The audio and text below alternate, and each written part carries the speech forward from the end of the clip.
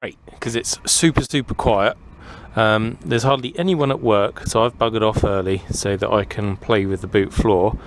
The NEC Classic car show has now been cancelled, as officially announced today, which means there's no panic in doing all the welding, which is nice, because already I've made a decision that I'm going to chop the back of the car off, because I might as well. But first off, I'm going to carry on welding that bit in. I popped down the road and got some gas at lunchtime, so I've got a whole brand new 10-litre bottle. So I'm going to go and get the grinder, grind that flat where I need to.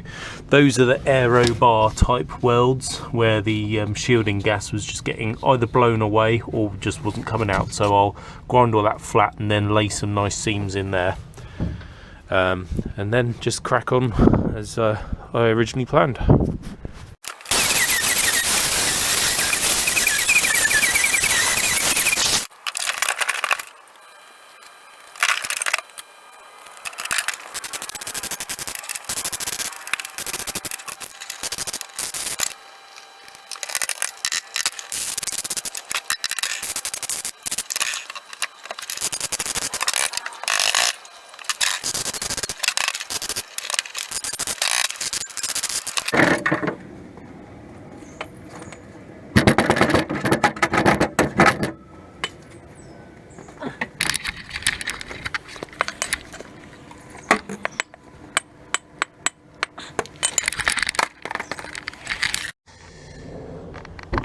Sanded that down, put out the fire underneath, cut that bit out there, cleaned off the surface rust around that hole and chopped a hole out here where I had some more rust. I've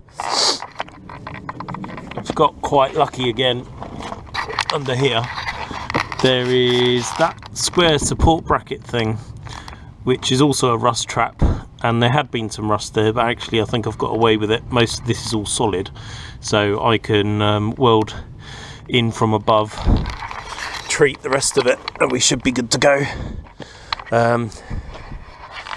Yeah, just gonna carry on doing that really.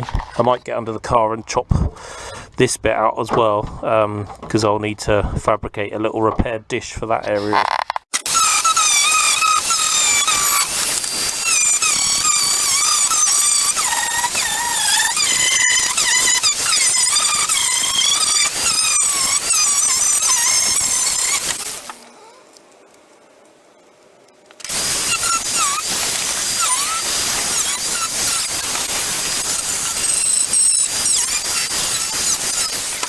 Just cut out a few other slightly suspect looking areas. That area has a drain plug in it, and although it's surface rusty, there's no holes, so I'm just going to treat that and leave it.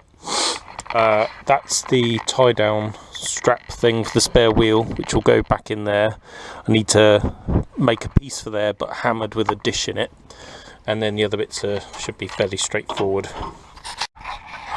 Gonna start with that bit that needs the dish in it. These are big steel plates that I took off of our press. That's just normal Syntex steel. What I'm going to attempt to do is with a map gas torch, heat that up, then smash it with a hammer to put a dent in it about, I don't know, yay big. I'm not cutting the thing out first because this will give me something to hold with, and if I screw it up I haven't wasted a cutting disc trying to chop out a piece of metal which I'm not going to use. Hopefully that makes sense. On.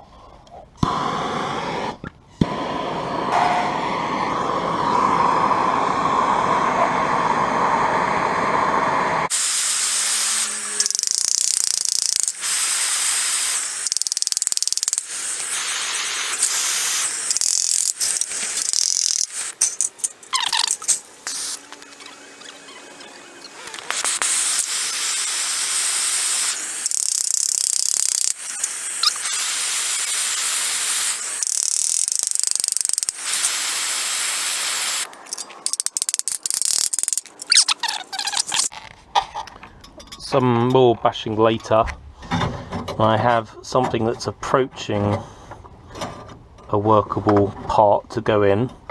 I do still need to do some more shaping and trimming, but I think I've got enough depth there, and even when I've welded it in, if I really need to, I can lift that up so it's a bit higher and then weld it in, which is a bit of a bodge, but perfectly acceptable. It is starting to get dark now, and rather worryingly, my colleague has come out and told me that apparently the world's going to end and that we are all working from home, so I'm not sure how much I'm going to get done on this. So while I've still got some daylight, I'm not going to fanny about with that anymore. What I am going to do is get the wire brush, clean all of these bits nicely, and then paint them with red oxide, because quite frankly I don't know when it is I'll next be working on this, and I don't want to do what I did last time, which is leave bits exposed only to find them rotten, or not rotten, but you know, flash rusted when I come back. Still love the smell of this paint. This is not going to be neat or pretty. This is purely rust prevention in the short term. In the long term, it'll all be cleaned off, painted, you name it, it'll get it. And then the sound insulation pads over the top. So then it'll have a spare wheel, followed by those wooden boards, and basically you'll never see any of this unless you're looking underneath, and even then you'll be looking at under seal.